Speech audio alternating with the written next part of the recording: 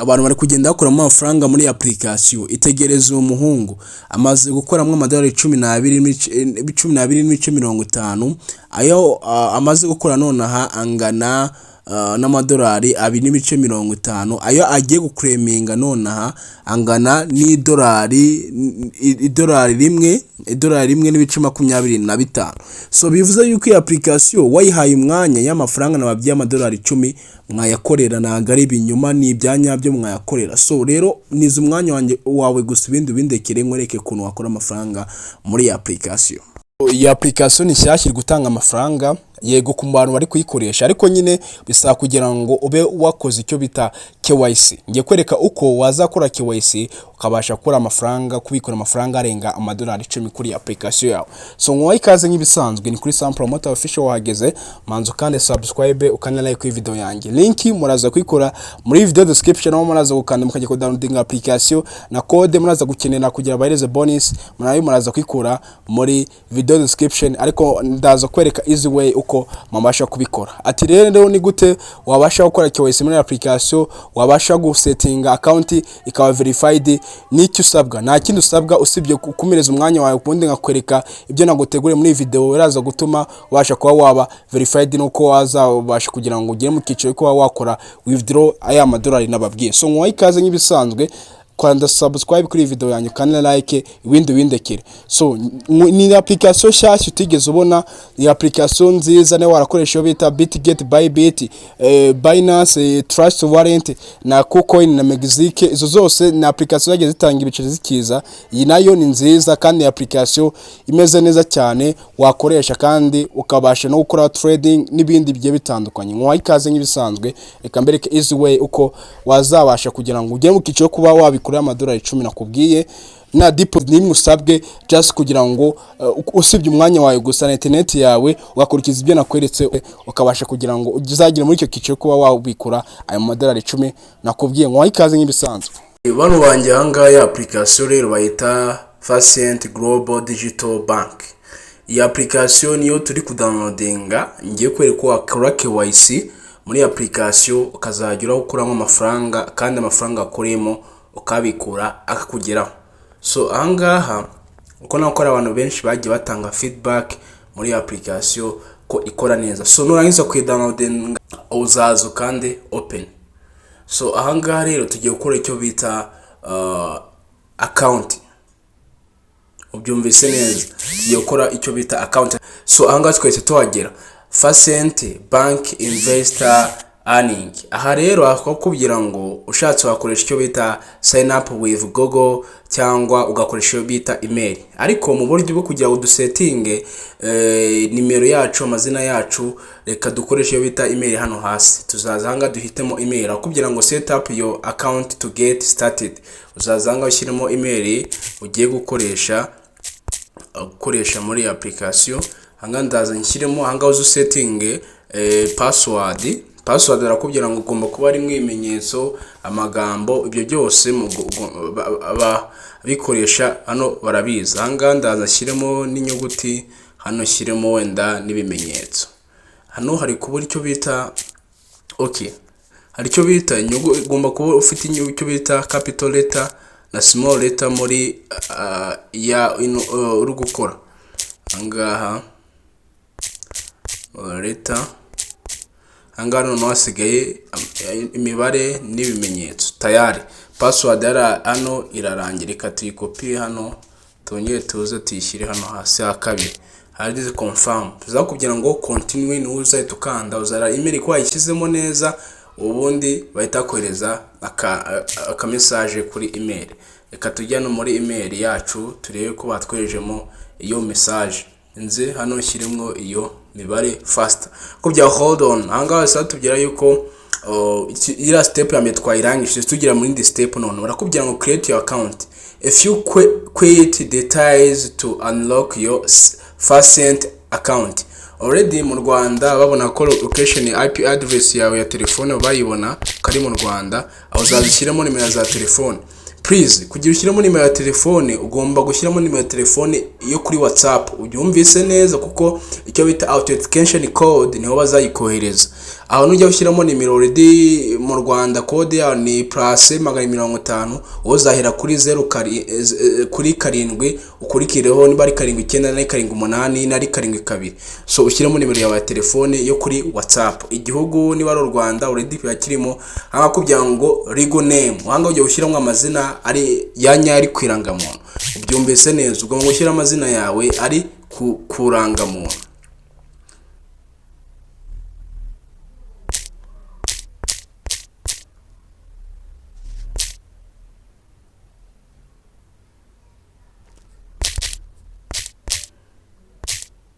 Okay, hano uzashyira amazina yawe ari kurangana kugira ngo your legal name must match the name on your government ID using current. Angaha tujye ushyiramo noneho igihe cy'amavuko. N'igihe cy'amavuko ugomba gushyira igihe cy'amavuko kingana ni kiri kurangamuntu. Kiri kurangamuntu. Hano tuza scrolling gato tuzanga dushyiremo amavuko yacu. Hano uzasubira inyuma nyine tu. Uzasubira inyuma, reka dusubire inyuma ngaha yende twebwe twavutse twebwe twavutse tugende dushaka umwaka twavutsemo. Uzazanga scrolling ukanda hangaha ni uzakanda usubira inyuma. Twageze mu mwaka wacu noneho tugiye gushaka none ukwezi bere kwa kabiri. Okay, hana itariki nize. Okay, hangaha 7 anga tuzadukande hano. Okay, itariki y'amavuko yagiyemo ni yagiyemo anga tuzadukanditse urebe ko amazina yanditse, reko yanditse neza, nimero yanditse neza, baza koherezaho code kugira ngo urebe ko ibintu bimeze neza. Yanditse continue hano noise uzahita hano ukanda. Zakubwira ngo verify phone number, bakubwira ngo send kuri WhatsApp. Tangaha reka tutegereze code kuri WhatsApp barayiduhaye. Anga uzaza kuri WhatsApp hangaha noneho uze ukopie code baguhaye. Hano uzaza ukopie code baguhaye. Okay, kuri WhatsApp hangaha code bamaye itaza yanga itinshyiramo. Okay, kabwira ngo this may take a few seconds. Kugira ngo kona ko already twamaze kugira ngo kugira ngo phone number successful verified.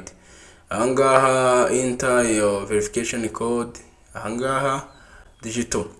So tuse tugira kuri step mezo cyari cyo kugira ngo agreement confirmation to continue registration process. You need to confirm the following agreement. Kugira ngo icyo bita ubusabwa bwo kwinjira kugira ngo bikunde nuko ugomba gukurikiza aya masezerano ari hano hasi. Have you read the agree and the first user agreement? Uzakanda V kandi V hano hose nurangiza ukanditse continue hano ni tuzahita ukanda. Already ara hasi ugomba kuba hagize. Sanga tugiye kurema icyo bita password. Anga uzazureme password yawe. Okay, hano uzazureme password yawe. Hano uzaza ureme icyo bita password yawe. Okay, ara already password twayibonye. Nakubwira ngo would you like the enable touch ID the confirmation process? Vuga wenda continue ndaza nikandire continue biriya bikwame. So none tuse tugira ahantu hameze uko nguko. Akubwira ngo earning reward enter referral code. Referral code ahangaha nutayishyiramo ino step ntabwo uraza kwirenga kuko hano handitse skip. Uno skippinga biraza gutuma utazaba verified kuko wakwinjiriyemo niwe muntu byitwa yuko ari we admin wawe. So rero code uraza kuyikenera kugira ngo uze kwinjiramo. Ngenge ukanda kuri code bamaye nawe code uraza kwinjiramo ndaza kwigushyira hanga uze kuyishyiramo nugira kuri step. Reka ngiye kuri WhatsApp uko wamaye ninjiriyemo yayimaye kuri WhatsApp. Ndaza hano nze nyikopi ahangaha aha nindangiza nze hano ite nyishyiramo ngo nzazana ite nyishyiramo.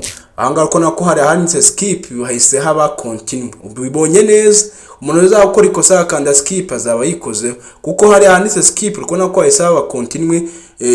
Continue niyo mpamvu ugomba gushyiramo iyo code ni ingenzi ubyumvise neza. Iyo code ndaza kuyishyiranga ingi niyo ndi gushyiramo iyo code niyo ndi kwinjiriramo. Ibi byose afite process ndaza handitse continue. Ahangaha basa kugira ngo basatubwira izina twakoresheje welcome to Fazent. Asatubwira ngo kick the start your journey, make your first deposit. Ibi baguhaye ibi ngibi byo ukora deposit nibiki, arakubwira ngo withdraw fund, make crypto transact. Anga bakubwira ngo ukore deposit ubashe kugira ngo bagoreze bonus y'ibindi bikurikira ngo tuzakana hejuru kano kaboroka gakubo skip. So twakomeje noneho tugeze ku indi step yende. Already app yacu twayinjiyemo nuko imeze. So iyi application ni nziza ugomba kuyikoresha kuko nubukoresha Binance, ukakoresha Mexique, ukakoresha Kucoin, ugakoresha application nyinshi zitandukanye nka Bybit, Bitget. Iyi application nayo ni nziza wayikoresha. So aha tugiye kuri indi noneho step yitwa ngo you are finished to the first step to unlock high limit card others and the withdraw process complete full verification. Uzakanditse click aha noneho tugiye noneho ukora icyo bita KYC iri full. Zakubwira ngo profile verification, you just need to walk through a few steps to keep things secure. Let's dive in. Anga kubwira ngo complete personal data. Anga uzakanditse ngo started. Angaha tugiye kugenda no dukore icyo bita umwirondoro wanyawo. Complete your profile. You need your background info, current address. This ensures everything stays safe and in line with the regulation. Angaha akubwira ngo nationality angaha ni igihugu buriya cyawe. Niba ari mu Rwanda uzazansachinge u Rwanda nationality. Okay, u Rwanda none rwo rwagiyemo. Bakubwira ngo residential address, bakubwiye nk'urugero kuba input code address like residential address like uzashyiramo wenda ngo P-box niki aho uzashyiramo wenda ubundi residential wenda ni wenda nka address y'inzu yawe cyangwa inyubako yawe cyangwa umuhanda y'ikintu runaka. N'ubu udafite nimero y'ikintu runaka uzaza wishyiramo wenda nk'amazeno nkanga, ariko ingi ni post code. Ariko ushatse washyiramo ngo wenda P-box wenda nka ku muhanda wenda nka 500. Ibyo nibyo waza hano ukemezamo. So biterwa n'amahitamo yawe. Kugira ngo employment, select your employment status. Employment ni buri nakazi buri ukora. Niba uri umunyeshuri, niba ari iki wenda reka nshyireho ko wenda ko ndi umunyeshuri hano, sibyo mwanditse ngo continue nicyo ndakora. Kugira ngo you are almost done, ushasa nkaho ugiye kubirangiza. This is the purpose of account opening. Uzaza kandi hano urebe short investment, long transfer with partners. Ahangaha tuvuge wenda eka mitemo hano uhitamo nyine uhitamo bitewe naho nyine uri kubona hageze nyine tuzeka dukanda no munsi nkandigize continue. Uzahitamo nyine aho ushaka. Akubwira ngo noneho tugiye kuri step noneho cyo bitango verified ID. Let's verify your ID. Have you ID card or passport ready? Uzahitamo ID card cyangwa passport n'uyifite. Ahangaha tuzaza denze ngo ID card niho tuzahitamo. Akubwira ngo capture your ID card. Ugomba ku ID card nuko yagomba kugaragara. Ugomba kuyifotora igaragara neza uri mu mucyo mwiza kugira ngo uyifotore neza. So rero umuntu ushobora kubona ino video nonaha wenda ari ninjoro ngomba gushaka itara rigaragara neza ugafotora, cyangwa mu gihe wenda uri kubona ko udakora KYC utari kubona ugomba gutegereza ko bucya uko bikora neza. So ariko nyine ninjoro umuntu ufite itara rizima nawe arabikora bigakunda. Kandi se continue. Aha tugiye kuza noneho bakubwira ngo allo safari anga uzaza handitse while using ntuza itukanda. Tugiye kuza no dufotori yo ID. akubwira ngo start verification. This process is designed to verify your ID and protect you from ID thefts. Using valid government insured document, find a way and surface this app using camera deflection. Angaha uzahitamo nyine iyo ushaka nyine be ready take selfie. Angaza handitse ngo uzakanda nise kara kaboro turning on kanditse start. Akubwira ngo capture anga buri no gufotora ID. Anga no gufotora ID. Abagiye ko ID kugira ngo uyifotore ugomba gushaka ahantu hari umucyo. Aha tugena no kuri face none. Face naho ngomba kubikora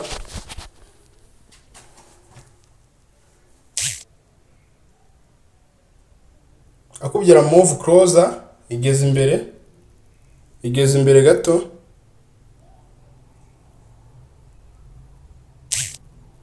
Scanning complete, no gutegereza gato kareba. Okay, anga iri ku uploadinga noneho. Upload successful, reka turebe ID yacu mu kanya gato niba tuba twayo verified. Akubwira ngo you have complete all verification.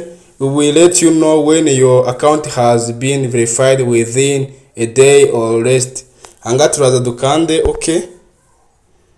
Barakubwiye ko anga buri muri process nibo uzaba verified baraza bishobora gutwara umunsi cyangwa bishobora gutwara umunsi ariko bitarenze umunsi kugira ngo barene waba verified. That's kugira ngo review in progress.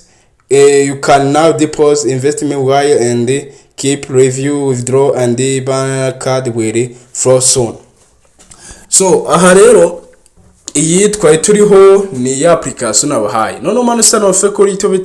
Okay, basatubwira ngo ID complete. Angara kadukande hano turebe kona ko noza yacu yabaye verified. Nyuma tugakora refresh ajya buri in progress turasanga byabaye verified. Kadukande hano kuri refresh gato turasanga byabaye verified. Akubwira ko hano iyo twari dukeneye kuba yaba verified kuna ko yabaye verified. Akubwira notify me available. Ibingibi byose ugenda binyonamo. Iyo tumaze kuzuzamo wa mwirondoro yacu twabaye verified yandi hambere kita noneho twita tumanuka nise ngo virtual card. Aho virtual card ushatse wanyura kuri iboro 1 2 3 kanyurira ahangaha ugakanditse proceed cyangwa ugakanda hano handitse nyirizina virtual card akariho unyurira kona ko card yacu already hari hejuru irahari. Ahangaha icyo ukora kanditse proceed to confirm nyuye tukanda. Aha rero tugiye yo ugezanga kubya confirm your address, please provide your personal address. Ahangaha tuvuge wenda kuri state region uzashyiramo region yawe niba tuvuge wenda niba ari capital nyine tu ni umurwa nyine tuvuge wenda ni capital ubundi ni Kigali nyine tu agishyiramo Kigali city bitewe naho uri wenda tuvuge wenda Gisenyi wenda ngende Gisenyi address p code anga wenda niba uri kuri 40 uri kuri 30 niba uri kuri kangahe uzashyira umuntu tuvuge wenda ngiye kuri p 40 anga no urugero anga zip code uzashyira mu Rwanda Korera zip code iri permanent dufite iri officially uzashyiramo amazera 5 niyo dukunda gukoresha. So waba uri no mu Burundi wayagerageza. So dukandi continue anga already twabirangije. So hari kibita payment anga 0 niki payment kugira ngo ubashe kubona yitwa ubashe kubona iyi visa cyangwa virtual card kugira ngo ubashe kuyibona anga ikiguzi ni 0 kandi anga kugira ngo uyibone ubundi bari amadolari 10 afunze ariko kugira ubone ni ukoresha iri ya promo code urabasha kugira ngo ubashe kugira ngo uyibonere ku buntu nyine tu uzaza ngo ushyire mu cyo bita promo code kugira ngo uyibonere ku kiguzi cy'ubusa kandi confirm ahangaha asatubwira yuko information required asatubwira ngo card application and review your present. Angaha already akubye KYC submitted successful. Thank you for document you have been submitted and they are now under review. You will receive a update viral and the app notify once KYC approved. Angaha akubwira ko submitted the review in 24 hours minus 49 hours close. So angaha batubwiye yuko bari kugenzura iyo twakoze niba batwemera kuduhereza iraviza cyangwa iyo bita virtual card yacu. Ahangaha rukona ko iri muri under review, niba approved hariya baritaduhereza ya mibare hari hejuru baduhaye n'abandi bagenda akoresha. Batubwiye ko bishobora gutwara amasaha 24-48. So rero nuko nguko rero ibintu hanga bimeze kugira ngo ubashe kuhita ubona ibiceri muri application. Nuko ugomba gukurikiza biriya nakweretse, ukaza ugakurikiza n'ibyo hano nakweretse. Kugira card zigiye kuza ukanze hano uraza ukareba kugira ngiyi wenda n'ushaka kugira ngo uzinjira muri yitwa bakweretse, ukanda ndetse ngo join wait list, ukakanda wenda ukajya muri abo ngo bategereje aho bya you are already on it, already uri kuri list, ugakanda garit nanga wenda ugakanda join, ukabikanda byose kugira ngo uzabashe kubona izo zindi zaba zikurikira. So rero icyo nakubwira kugira ngo ubashe kugira ngo ugire iriya visa iri verified nuko ugomba kuba wakoze biriya. So rero icyo bita promo code itandukanye niyo bita invite code. Byose nagiye mbiberekaho invite code ikoresha na promo code aho ikoresha. Invite code nayiberetse nayibahaye muri video kuko niba mwayinjiyemo mwayibonye nyine tu mwayibonye. Invite yacu iratandukanye na promo code. Promo code rero iyi uri gukoresha niyo nundi zakoresha, niyo buri wese umuntu uzara video nyine azakoresha, naho niyo uzahereza umuntu kugira ngo mu gihe uzawatumiye umuntu nawe uzamuhereza iriya, kuko niyo izatuma kugira ngo ubashe kugira ngo iriya visa yawe ifunguke. Kuko promo code ntabwo ari invite code, nta muntu ugira promo code gusa, namugira promo code ahubwo ni application yarayishyizeho ikavuga nyine kugira ngo abantu bazabashe kugira abone visa ku giciro cy'ubusa, nuko bakoresha promo code yashyizweho runaka. So kuri mail iri kuri notification basatubwira yuko card application under review, your first card application is under review, you will notify as soon as approved. Atubwira ko card yacu iri muri under review kiri kugenzurwa, baratubwiye ngo baraza kutumenyesha vuba na bwangu niba byemejwe, ubusabe bwacu bwemeje yuko ibyo twakoze byakunze. So rero iyi virtual card kugira ngo uyibone ariyo visa yawe nuko ugomba kuba wakurikije ibi ngibi, kandi kugira ngo ibi ubikore nuko ugomba kuba washyizemo iriya KYC wayikoze neza bikaba yabaye approved. Virtual card yacu yemejwe nawe wabyitegereje neza. Hano kize tugiraho balance yacu yuko ari 0. Okay, already hano byahise bikunda uko nako bahise tuohereza icyo bita card yacu yabaye approved. Hano yabaye approved, hangara ko yemejwe nidukanda hano basatubwira yuko yabaye approved. Reka duhure mu yindi video mbereka byinshi uko noneho tuzabikura duhora kuri video ya kabiri, kuri video uko tuzakora video kuri Binance, ubundi tukabasha kwakira kuri Binance received yacu. Ko ngukorera code iyo wakoze code welcome present nanga nyine yashizemo na code niho basha kugira ngo performing kore KYC ube verified ni code ni 10 rya welcome present yayo. So rero code nyibisanzwe nuze kwibagirwa, iyi application ni nziza wari verifying, ariko kugira ngo ubashe kugira ngo ukore withdraw mu buryo bworoshye cyane nuko ugomba kuba ufite wenda nk'abantu nyicumi bonyine wakora withdraw cyangwa watumira muri application ukahita ubikura 10 USD ako kanya nta mananiza kandi byanyabyo nta bindi binaniza kugira ngo ukore deposit kuriho. So rero ni application yanyu nifuje kubahereza nk'ibisanzwe. Dore mu indi video nkora video mbere ko wakora video kuri Binance. So kora subscribe na like iyi video.